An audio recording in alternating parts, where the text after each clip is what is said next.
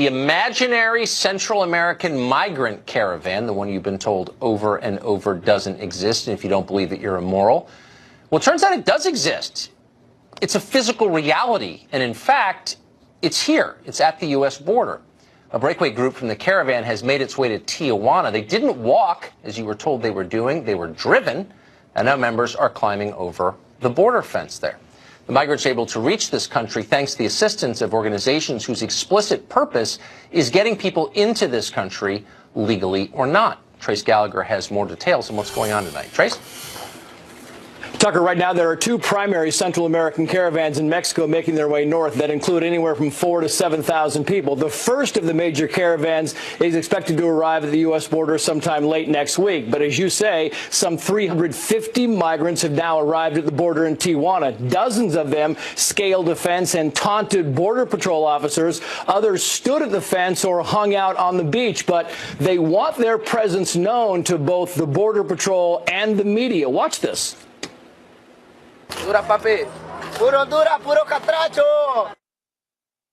Yeah, catracho is slang for Honduran. There are reports these migrants broke from the main caravan about 4 or 5 days ago and took buses north. Impossible to tell exactly how many are from the caravan because the Border Patrol tells us Central American migrants sometimes arrive in droves every single day at the U.S. border. We certainly know that many of these migrants are being coached by groups like Pueblos Sin Fronteras or People Without Borders, a Chicago-based immigration advocacy group. In fact, even left-leaning news organizations like the LA Times and Washington Post have reported that members of Pueblos Sin Fronteras are embedded with the caravan. And our sources tell us these types of groups are guiding the migrants. For example, Mexico has offered most of these people both asylum and jobs, and yet they continue heading north. Also, they could move toward the U.S. border in Texas, but instead they go the long way, hundreds of miles out of their way toward Tijuana, and that's because the goal is to get to California, to take advantage of the state's sanctuary laws and the benefits that go along with that. Of course, once thousands begin arriving in the next few weeks, sympathetic groups will be at the border to greet them. Tucker. Trace Gallagher, thanks for that update. Appreciate it. Well, the images you just saw are embarrassing and awkward for the liars you've been watching on television for the past month, the ones who've been lecturing you that the caravan doesn't exist and telling you that everything is just fine at the border. The president, along with his favorite TV network, were beating the drum on the looming so-called invasion, as they put it. The programming on the caravan was propaganda. It was political campaign-motivated propaganda. Trump is like a racist Paul Revere, you know, the migrants are coming, the migrants are coming. He keeps calling it an invasion. Yes, an invasion of strollers. He made news by ratcheting up the caravan scare talk and the troop numbers he believes are needed to meet this alleged threat. The so-called invasion, so people are streaming over the border illegally, what would you call it? I don't know. You're not allowed to call it anything, actually. This is a recurring theme on the left. Don't believe your own eyes. You're too dumb to trust your own senses. Listen to the smart kids. They know best. There's no crisis on the border. Even as hundreds of thousands of people stream into this country every year illegally, there's no illegal immigration crisis. Yeah, there are 22 million people living here illegally. It's not a crisis. It's not real. They'll tell you that on a loop endlessly until the day they retake power, at which point they'll say the crisis is real. In fact, it's so enormous, we can only solve it by granting blanket amnesty to all the people here illegally. There are 22 million, after all. What else can we do? This is a metaphor, really, for the left's entire program, which is built entirely on denying reality. They deny the reality of illegal immigration. They deny the reality of terrorism. They deny the reality of biological gender. And woe to the person who raises his hand and tries to insert reality into conversation. They don't want that. When you have a program built entirely on denial and deception, it's not surprising you're also against free speech. You can't afford to have an honest conversation. We'd like to have an honest conversation. That's why we're speaking tonight to Brian Dean Wright. He's a Democrat and a former CIA officer, and he joins us on set. So I think there are arguments in favor of letting these people in, even illegally. That's a real position. Sure. And maybe you can make the case that it's good for America, it's good for our economy, or maybe you think it's bad for America and you want it anyway. I mean, there are all kinds of arguments. But what's not an argument is telling me that I'm a racist for acknowledging the reality of what is happening. And that's the position I'm seeing on television. You're correct. So here's where we should be starting with this conversation. Facts, which we typically don't, right? So the facts tell us that first-generation immigrants are a net drain on our economy. Second, that then eventually third-generation become net contributors. That's the fact, right? Right. Secondarily, we know that the folks who are coming across the border, 1,000 to 2,000 people each day, again, having kids then in a year or 2 years down the road, we're talking hundreds of thousands of people all told, that those folks are initially anyway, a burden to our economy. Now, whether or not they contribute something many years down the road, that is an open question. We should be able to have this conversation irrespective of our party affiliation and come to a conclusion where we say, look, we need to have a thoughtful, strong border, prevent some of these folks from coming across, and if we don't, shame on us as a country. Well, I agree with that. I mean, I do think, as you just said, that this is in many ways an economic question. And I don't understand how you can look at the projections for what automation is about to do to our economy, eliminating a huge percentage of all low-skilled labor in this country, and say what we need is more low-skilled labor. How can you make that argument? You can't. The top 10 jobs that we see immigrants take, both legal and illegal, make less than $20 an hour, which, by the way, the Obama administration said jobs earning less than $20 an hour are going to be automated into obsolescence. So the argument that we need an increasing number of poorly qualified, folks who don't speak English, don't have the skill sets that really we need for the coming economy, or frankly the one that's already here, that's a silly argument. It doesn't hold water. So I always want to believe the best about people and that they have honorable motives, and I think most people do have honorable motives. But if you can't even marshal an economic argument in favor of your immigration policy, I'm left believing maybe it's only about getting more votes for your party. How cynical. I don't want to be cynical. I just don't see any other rationale. Look, I appreciate the argument. I think you may be correct. There are definitely some parts of the party, make no mistake about it, they want open borders. I mean, just the other day, I think it was yesterday, in fact, Senator Gillibrand from New York was buddy-buddy with a guy, Sean McElwee, who wants to remove the border between the United States and Mexico. All right, so there is an element within this country, not just in the activist community, but in fact within the left of this nation, my own party, I hate to say, who want open borders. And that, of course, then feeds into this issue, well, not only how do we take care of them, but ultimately who are they going to vote for? And that there is a play there that I think one could argue that this is a political play. This is about votes. So I think it's fair to have that concern and that fear. If I hear one more moron on cable news cry racism when somebody tries to have an honest conversation about what this means, I swear I'm getting rid of my television. I mean that. I don't blame you. Can't handle it. Yeah. Brian D. Wright, thank you very much. Always a pleasure. Great to see you. Well, the Florida recount continues tonight. Democrats are battling to change the results by any means necessary. That will not surprise you. The details might, though, and we have them after the break.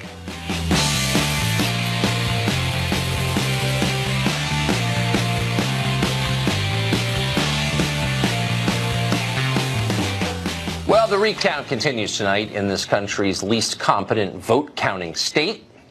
The upside of all of this Florida recount stuff, by the way, is a man named Craig Patrick. This is the third night in a row we've had him on. We're always grateful to see him. Political editor, chief investigator for WTVT Fox in Tampa Bay. He joins us with a recap. Craig, what is happening?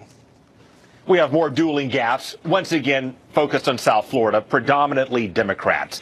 I'll start with the good news for Senator Bill Nelson. We now know that the Democratic Party did, in fact, rally his supporters to make sure they get their mail-in ballots fixed if there are problems and finalized before the deadline.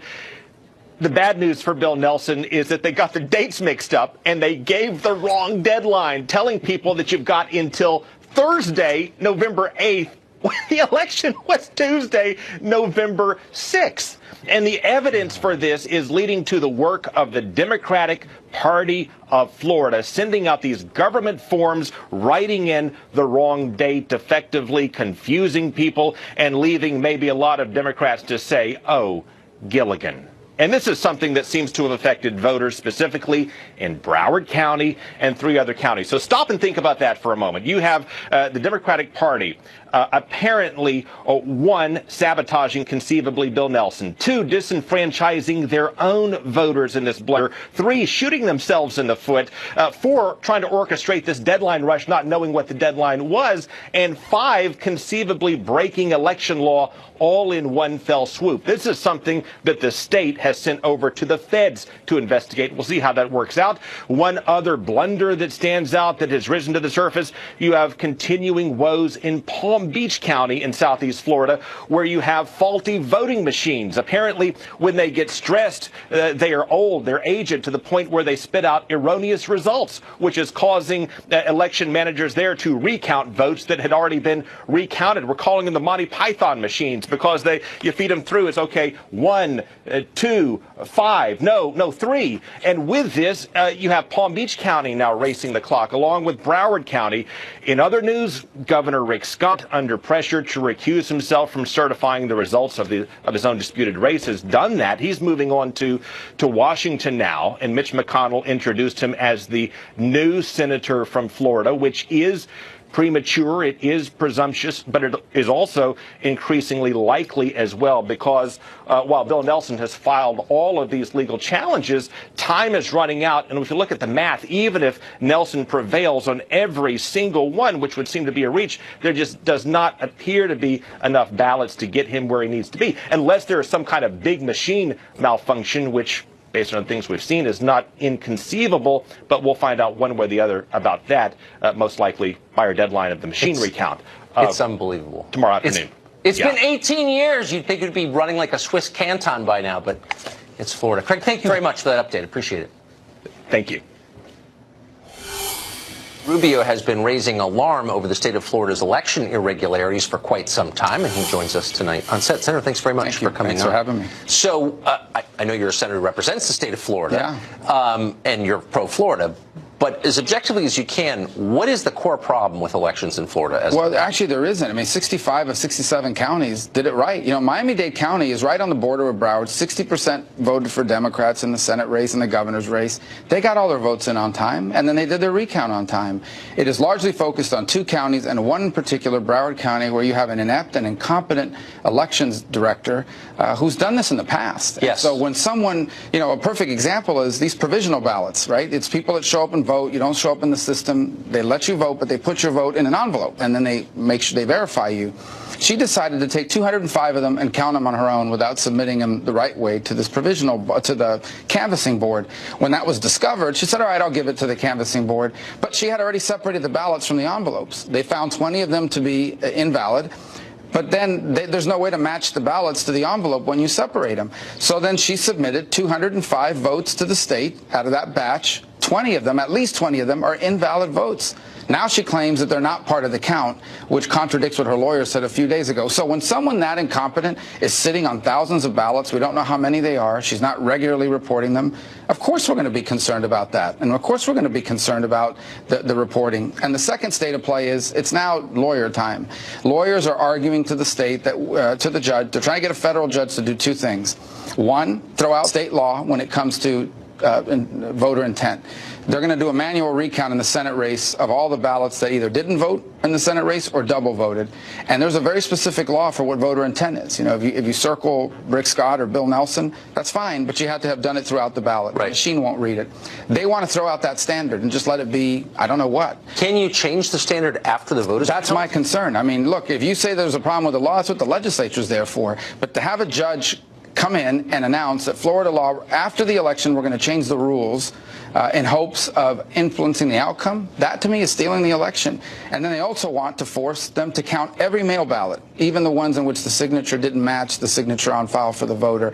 These are the 2 fundamental arguments before federal court. Just to stop you, is that the requirement that the signature has to match? Yeah, so if that's the existing requirement, how can they argue it's no longer the requirement? Because they're saying it's an arbitrary standard, and who's making the decision? But that was a standard on election day, right? Correct. And I think that's what I'm hoping a reasonable judge, no matter how activist it might be, would argue. That's a good point. You should have raised it before the election, and that's something for the legislature to fix. But we're not going to change the rules of the election after the election to influence the outcome, because if you do it, that's stealing an election. Amazing. So I want to ask you about the question of nationalism. The president described himself as a nationalist. Recently, he was attacked by the leader of France for doing that. You recently published a Wall Street Journal op-ed defending the idea of nationalism. Yeah. Why is nationalism a necessary concept in modern America? Well, American nationalism. Of course. What is our identity? Our identity is not a common race, ethnicity. Right. In fact, America is a de facto rejection of that. It is fundamentally premised on this notion. We are all children of God. We are born with God. We are all created equal by our Creator, and we are given equal rights to life, liberty, and to pursue happiness. That is our national identity. It is deeply rooted in morals and in values. It, in fact, explains everything this nation has done internationally and domestically. We should be proud of that identity. We should defend that national identity. Number two, I think most of the viewers watching this program would be shocked to think that my job is to represent Belgium, or my job is to represent, I have nothing against Belgium. I always pick on Belgium or Luxembourg. They have their own system of government. That doesn't mean I need to be hostile towards them. Right. And it may be in our national interest to work with them. I think NATO was in our national interest and is. I think a lot of our alliances are built on that. And in fact, our national identity as a nation that believes in the equality of all people is what has caused us to defend democracy and feed hungry people all over the world. We should be proud of that. But as a government leader, my fundamental obligation, first and foremost, is to work on behalf of the American people. And most of the time, if not all the time, we can do that without hurting other people around the world. It's hard to know what the argument against what you just said might be. Why would people object? No, sincerely, because it's important to understand what the objections are. What do you think they could be? Well, there are two. One is they ascribe to nationalism, sort of the nationalism of the Nazis or somebody else. That's ethnic and racial nationalism. I'm not talking about ethnic nationalism. Of course not. I'm talking about a national identity that actually is completely irrelevant to your ethnicity. In fact, you don't even have to be born here. If you come here legally, you can be a U.S. citizen. It's one of the great things about America. Some of the people who love America are the most are the people who are Americans by choice. Because they know what life is like in another country. Then there's another school of thought that, no, we are citizens of the international community, and we have obligations to the rest of the world, which I would agree within the confines of our national interest. In fact, I've always argued that the best thing for the world is a strong and prosperous America, because our values infuse our decision-making and so much of what we do. So there are people that actually, I think that's what Macron was arguing, and that is that France's obligations, under him anyways, are not just to the French people, but to the sort of amorphous international community, which I'm not against. I've defended international organizations so long as they are in the national interest of the United States. Because that's the country you represent. Yeah, I mean, I swore an allegiance to the oath. I swore an oath to the Constitution of the United States. I work for the American people, and I believe I can do so while still being strong allies of Japan, strong allies of Great Britain, strong allies of our countries around, all these countries around the world, especially when our interests intersect. I think this is a vital conversation. I'm glad that we're having it, and I'm glad you're articulating it so clearly. Thank you, Senator. Thank you for having me. Well, there's a battle over free speech going on in Washington right now. Good. We're for free speech. The question is, are the people who claim they're defending free speech actually defenders of speech? Hashtag basta, whatever that means. Well, anyway, we'll investigate the assault on free speech after the break. In the past couple of days, you've heard a lot of huffing and puffing about free speech and freedom of the press and how those freedoms are currently imperiled by the White House. And to be clear, we are for free speech, unfettered, absolute free speech, the kind of speech guaranteed by the First Amendment and ratified consistently by the Supreme Court. We've defended that kind of free speech almost every night here for the past 2 years. Many others, mostly on the left, have attacked speech.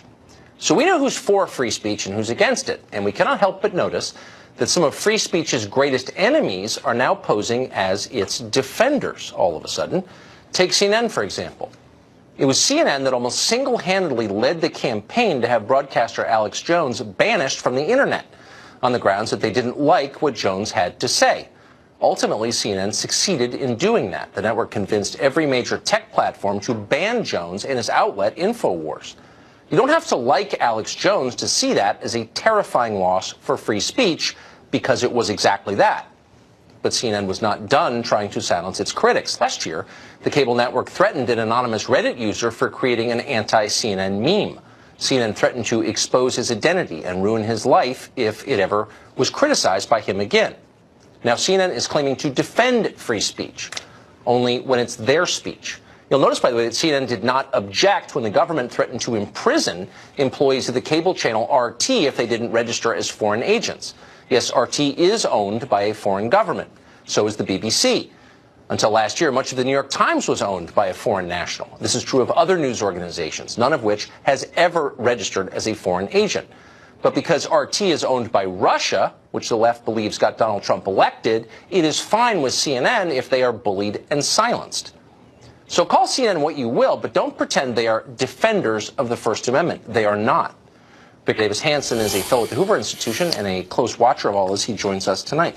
So I just want to be clear, we're always for free speech, especially speech that's offensive, even by obnoxious White House correspondents. But to see a channel that has lobbied against the right of others to say what they think is true, to all of a sudden emerge as this defender of the First Amendment is nauseating.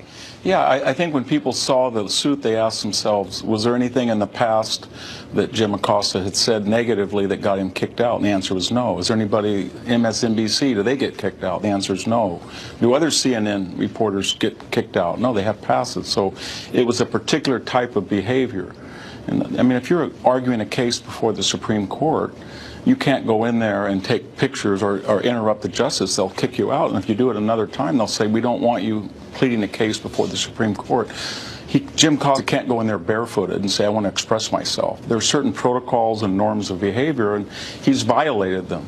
That's one issue. And then it's not, this is sort of a psychodrama, Tucker. I mean, we remember that the prior administration monitored 20 AP reporters, and Fox's own James Rosen. Nobody filed a suit on behalf of James Rosen from CNN and said, my God, we only learned in 2013 that 3 years ago the man was being surveilled by the Attorney General. This is a violation of press freedom. We didn't hear that. And you're not hearing CNN say anything about the voices being silenced now online by the big tech companies because they have unfashionable views. Can you, as a philosophical matter, support free speech in some cases but not in others? No, I don't think you can. And then we get to another, if we want to talk about ethics and the protocols of the White House, CNN, 93% of their coverage, according to Shorenstein, is biased. And Trump had no problem with that. He has no problem when a CNN host, Kathy Griffin, holds a decapitated facsimile of his head. They have no problem when Anderson Cooper uses obscenity, or Reza Aslan says he's a piece of crap, or... The legislation I'm supporting today contains many significant reforms, including the following. First, it will provide new incentives for low-risk inmates to learn the skills they need to find employment. Second, this legislation will allow federal inmates to be placed closer to their home communities in order to help facilitate family visitation. Today's announcement shows that true bipartisanship is possible, and maybe it'll be thriving if we're going to get something done. President Trump tonight making a push for criminal justice reform, backing a bipartisan bill that has already passed the House, and the president hopes that it will get through the Senate, although it may face some headwinds. His son-in-law, Jared Kushner, has championed this bill and brought celebrities to the Oval Office to raise its profile, meeting with Kim Kardashian, who campaigned to free Alice Johnson, and her husband, Kanye West, there to talk about Chicago crime and also reform. I'm joined now by Kelly Paul, wife of Senator Rand Paul, who was on the Hill today for the push for the passage, and has been a big driver in this. Kelly, welcome. Good to have you here tonight. Thanks, Martha. Thanks so much for having me. So, explain first of all what this bill would do, because at one point when the president was talking, he said that it would, make it easier for some offenders to get out a little bit sooner. He also said it would make it tougher, the law is tougher on people who are committing more serious crimes. Well, the bill, as it's just recently been released, from the Senate, and it's being sponsored by Senator Grassley and Senator Durbin, has both prison reforms, which he was alluding to there, things like allowing people to be incarcerated closer to their families. We now have people that are literally many days' drive away, and we have more women incarcerated than ever before, more mothers. So that is, I think, something that almost everyone would agree on. It also has, as he was saying, more opportunities for people while they are incarcerated to get training, to get drug and alcohol rehabilitation, to anger management, mental health, all these things that would give people possibilities for basically redemption when they get out, ways to have a job, and hopefully a lot less recidivism. In terms of the sentencing reforms, They're looking at some of the, really frankly draconian mandatory minimums that were in that 94 crime bill. They're not taking those away, but they are giving judges some discretion on some of those in terms of the types of enhancements they put on those mandatory minimums. Because as we have seen, you've had situations where people like Alice Johnson, I mean, oh my goodness, she was a first-time offender. She had worked at FedEx, had a great career, was a wonderful mother, a model citizen, went through a divorce, was losing her home, made a bad choice through some neighbor or friend to be involved in some kind of a drug deal over the phone, facilitating something, and she got life in prison for that. Yeah, I mean, so, it's an interesting story. And, I want to go back. The president alluded to the 1994 crime bill, which this is trying to fix the damage from. And here's the president on that.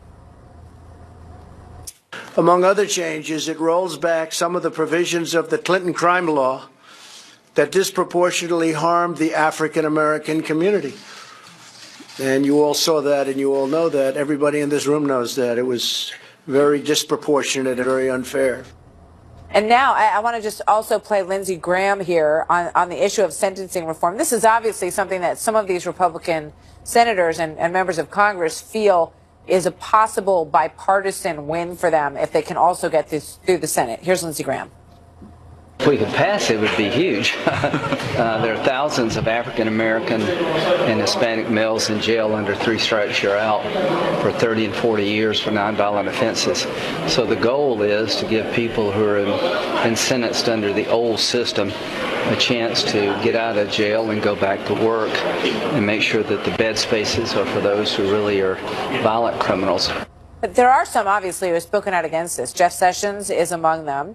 And Mitch McConnell hasn't spoken out against it, but he's not sure that it's going to be a priority in the lame duck session in terms of the time that they have left. He said, we don't have a lot of time left. The first step is to finalize what the proponents actually are for, and then we'll float it and we'll whip the vote and we'll see whether or not we can get to it. What's your reaction to that? Well, I'm still very, very hopeful. I've been here on the Hill. I've been talking to Republican senators all day long, trying to really focus their attention. The bill has just been released, so most of them have not had a chance to read it yet. The fact that the Fraternal Order of Police has endorsed this bill, the Sheriff's Association, we have a whole host of law enforcement groups that are behind this bill because it makes our system more effective. We do need to free up bed space for people who are truly violent and who are truly a danger. And we have so many people now that are caught up in these low-level, non-violent offenses that are literally serving decades of time. And I think we've all sort of evolved in terms of understanding addiction more, understanding drug abuse as, a mental health issue, a social issue. And for many of these offenders, they would be better served in, a treatment and recovery programs as opposed to being tossed in jail. Kelly Paul, thank you very much. I'm sure you have one vote that you know of on the Senate floor. And your husband, I would imagine, is he for this? I'm assuming. Yes, Rand has been working on these issues since he was elected in 2010. Yeah, he was in the office there today. He partnered with Cory Booker and Kamala Harris on some different bills. This is something that he's been passionate about since he was elected. So for the first time, I'm just really hopeful that we may be able to pass in a bipartisan way some good legislation here and really make a step forward finally on criminal justice reform. Kelly Paul, thank you very much. Good to see you tonight. Thanks for coming in. Thank you. So coming up, Amazon's smart speaker, the Echo, may have been listening and recording during a brutal murder. And now prosecutors say that the Alexa is a witness. Mark Eiglarsh, next. Become a Fox Nation founder. Get new can't-miss live opinion shows daily. And documentaries and specials that tell the real stories behind headlines. Exclusively on Fox Nation. Plus, get limited-time available exclusive merchandise and Fox Nation special access to events with your favorite personalities. Stories done right, politics done right. Fox Nation, opinion done right. Become a founder now.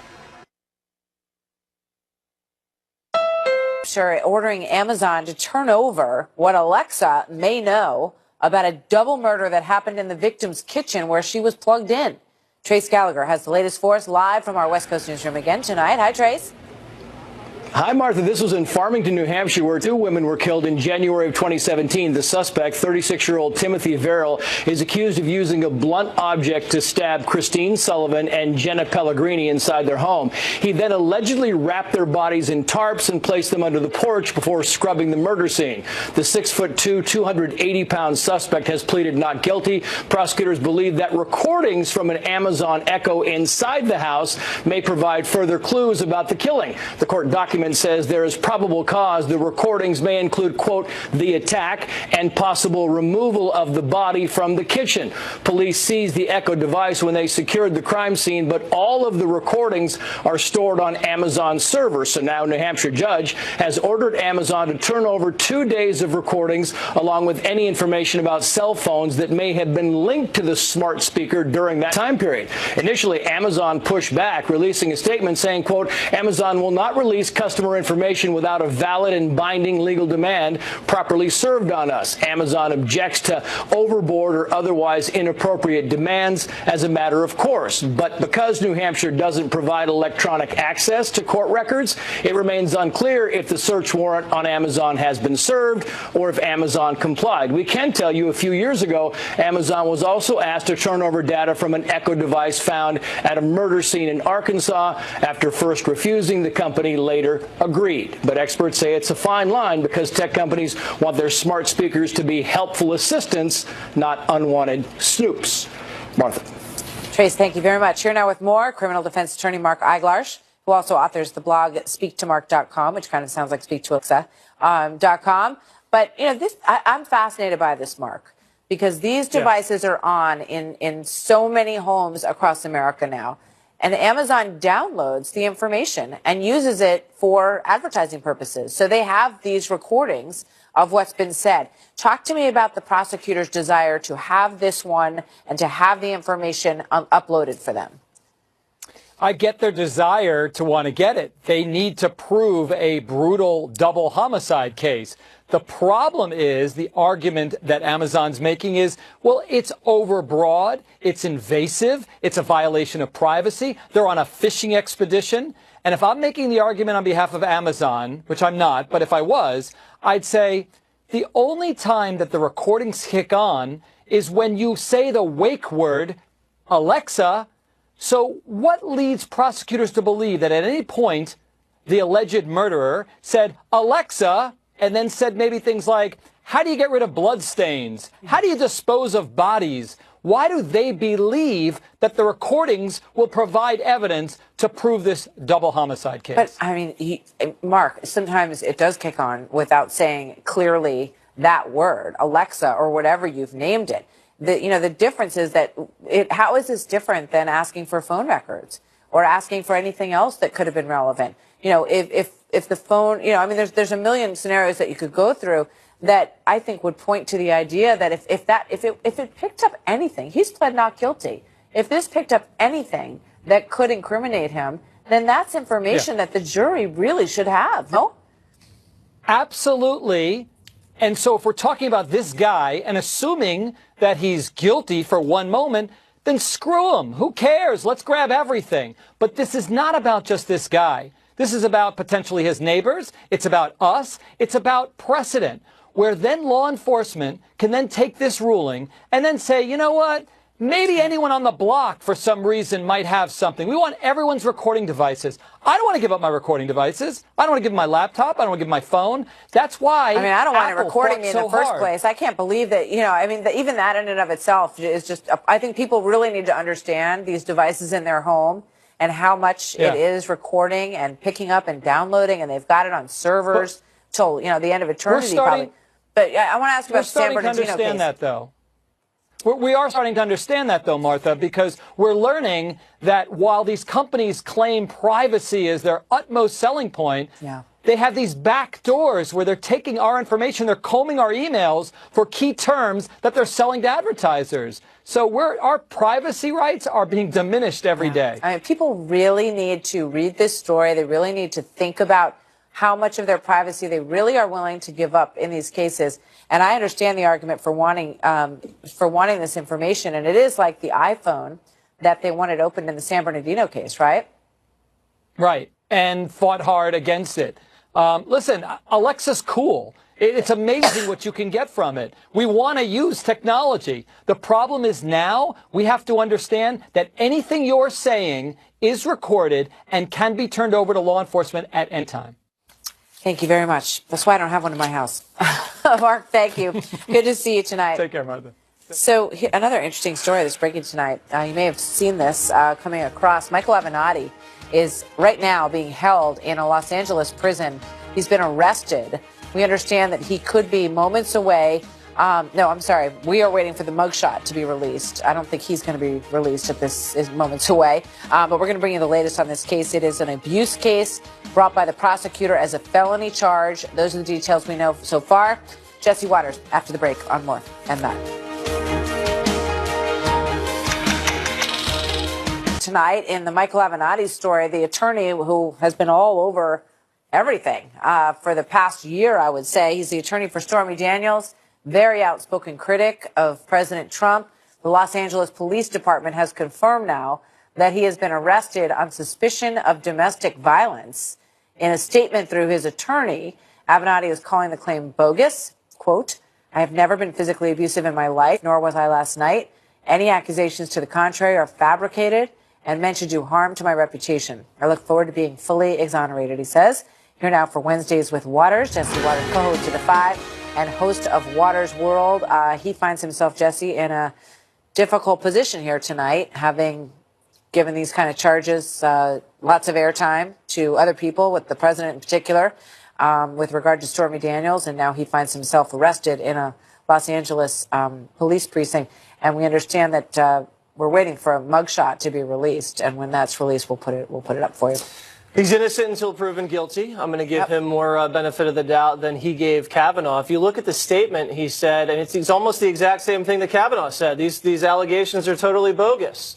But that's not the way that he treated Kavanaugh. He didn't listen to that at all. If you ask me, I believe his 15 minutes are up. I think at the end of this, if he's guilty, he's either going to be bankrupt or in prison. I mean, he's ridden this lawsuit into fame, then parlayed it into a presidential run. He's being investigated for lying to the Senate. Judge ruled he owes millions to his business partners. Now he's in the middle of a felony domestic beef that he could go away for a long time. He's got a nasty divorce situation as well. It's all spiraling out of control for him. He's got this luxurious lifestyle that he can't handle at this point, and he's spread way too thin. I think the world's crumbling beneath him right now, and all of those networks that put him on all year and help prop him up, they got to feel a little bit icky right now if this is actually true. The early suggestion, great points. And the early suggestion was that it was his wife, who you point out he's going through a divorce. But then she came out, because TMZ said it was his wife. She came out and said to a reporter that she hadn't seen Michael in months. She said it's a complete fabrication. She said, bruises on my face, it's insanity. He wouldn't hit anybody, especially a woman. He's got 2 daughters. That's according to his ex-wife. And we take pains, again, to note that this is an accusation. And that's all we have at this point with regard to Michael Avenatti. But, he also has dreams of running in 2020 for the presidential nomination. What's his campaign slogan going to be? Iowa. His campaign slogan is going to be, she hit me first. Because that's actually what he said. There's his quote that's been documented that said, she hit me first. I don't know if that's TMZ, the source, but if any of this is even close to true and he laid his hands on a woman, he's toast. I mean, that is one of the most despicable things you can do, especially coming from someone that's supposed to empower women. I mean, he's been saying all along that this porn star, Stormy Daniels, needs to be believed and supported, and he's helping her. He's not helping anybody when he touches a woman like that, but we're going to have to wait till the facts come out, obviously, and see how it plays out. Could have been a setup, could have been a misunderstanding, or it could have been true. We don't know. Yeah, exactly. And that's the point to be made. What we do know is that his bail has been set at $50,000. He can't afford that, Martha. Well, he owes so much money to the state of California, to his business partners, and to the IRS. $50,000 is not chump change, even for him.